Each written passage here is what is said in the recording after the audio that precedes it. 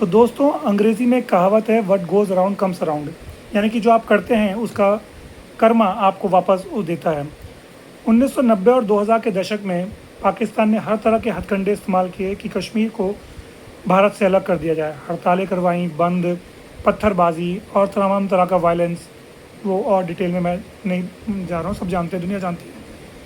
हालांकि वो उसमें सफल ना हुआ, ना कभी हो पाएगा।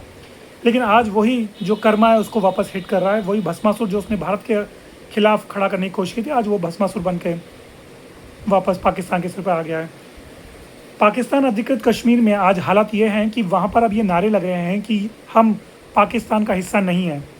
जम्मू कश्मीर जॉइंट अवामी कमेटी के नेता हैं सरदार अमन खान। उन्होंने तो इनफैक्ट भारत से गुजारिश की है, भारत को ये रिक्वेस्ट करी है कि वो इस स्ट्रगल में उन लोगों का साथ दें।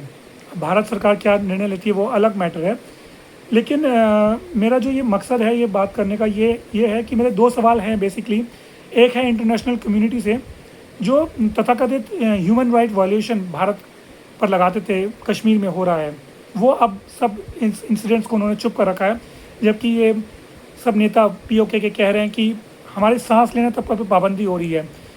पाकिस्तानी सेना हम पर इतना अत्याचार कर रही है कि हमें बेसिक जो रिक्वायरमेंट है खाने की, पीने की, वो तक हमारी फुलफ़िल नहीं हो पा रही है। तो अभी कोई ह्यूमन राइट वायलेशन क्या पाकिस्तान अधिकृत कश्मीर में नहीं दिखाई दे रहा इंटरनेशनल कम्युनिटी को या इंटरनेशनल मीडिया को, जो वो यहाँ पर हमारे कश्मीर में रोना रोते थे इस बात का।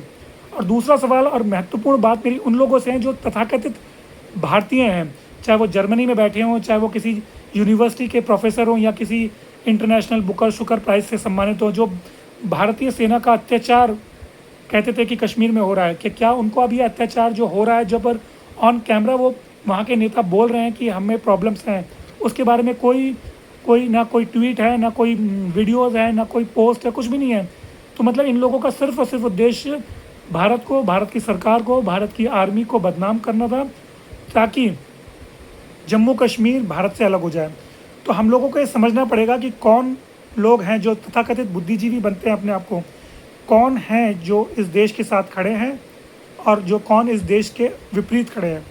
क्योंकि देखिए, इंटेलेक्चुअल होना कोई बड़ी बात नहीं है। इम्पॉर्टेंट ये है कि आप राष्ट्र समर्पित कितने हैं। अगर आप एक किसान हैं, एक अनपढ़ भी हैं और राष्ट्र के प्रति आपकी भावना है, तो वो आप इंटेलेक्चुअल जो एंटी नेशनल है उससे ज़्यादा बेहतर है।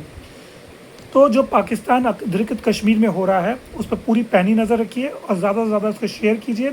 अपने जो भी सोशल मीडिया अकाउंट्स हैं उन पर शेयर कीजिए, ताकि एक कड़ी से बनते दूसरी कड़ी तक बनते हुए कहीं ना कहीं इंटरनेशनल मीडिया को, इंटरनेशनल कम्युनिटी को पता चले कि पाकिस्तान अधिकृत कश्मीर में जो लोग रह रहे हैं वो भी इंसान हैं, उनके भी ह्यूमन राइट्स हैं, उनको भी हमारी मदद की ज़रूरत है।